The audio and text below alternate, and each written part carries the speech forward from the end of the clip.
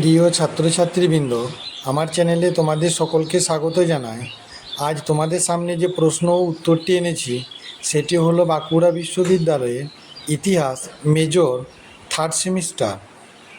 এই প্রশ্ন উত্তরটি প্রথম থেকে শেষ পর্যন্ত দেখার সাথে সাথে আমার চ্যানেলে নতুন হয়ে থাকলে চ্যানেলটিকে সাবস্ক্রাইব করে দিও, আর চ্যানেলটিকে একটু বেশি বেশি করে শেয়ার করে দিও, যাতে অন্যান্য ছেলেমেয়েরা এই প্রশ্ন এবং উত্তরগুলো পেয়ে উপকৃত হতে পারে।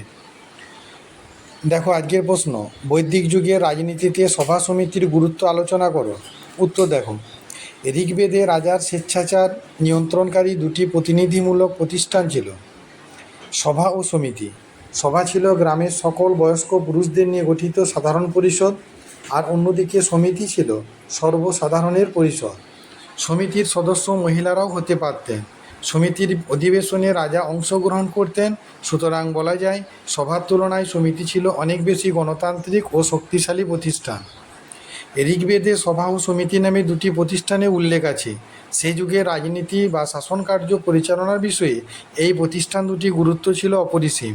কিন্তু এদের মধ্যে সমিতি সম্পর্কে যা কিছু জানা যায়, সভা সম্পর্কে বিশেষ কিছু জানা যায় না। সভার তুলনায় সমিতি ছিল অধিকতর প্রতিনিধিমূলক প্রতিষ্ঠান। এখানে অভিজাতরা ও সাধারণ মানুষ মিলিত হতো। সমিতির অধিবেশনে উপস্থিত থাকা রাজা তার অন্যতম কর্তব্য বলে মনে করতেন। রাজা ছিলেন জনগণের প্রভু এবং তিনি জনগণের সম্মতি নিয়ে রাজ্য শাসন করতেন। রাজা তার বাগ্মিতার দ্বারা সমিতি এবং তার সিদ্ধান্তকে প্রভাবিত করতে চাইতেন।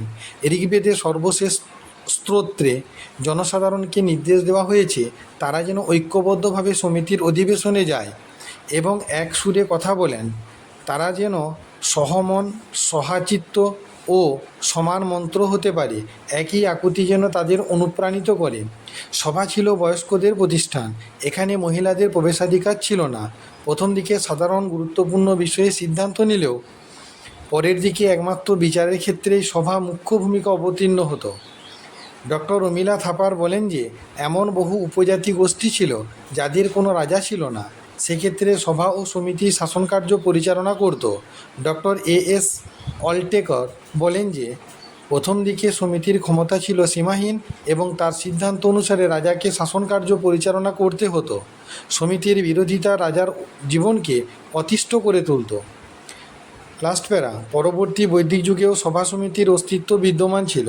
অথর্ববেদ ও শতপথ ব্রাহ্মণে বলা হয়েছে যে, রাজা সভা সমিতি এসবেরই উৎপত্তি হয়েছে প্রজাপতি ব্রহ্মার কাছ থেকে। রাজাকে বিভিন্ন কাজে সভা সমিতির অনুমোদন নিতে হতো। অথর্ববেদ নির্বাচিত রাজতন্ত্রের উল্লেখ আছে, কিন্তু এ সত্ত্বেও রাজার ক্ষমতা বৃদ্ধি পায় এবং সভা সমিতির তাদের পূর্বগৌরব বহুলাংশে হারিয়ে ফেলে। তবে সভা সমিতিকে একেবারে উপেক্ষা করাও রাজার পক্ষে সম্ভব ছিল না।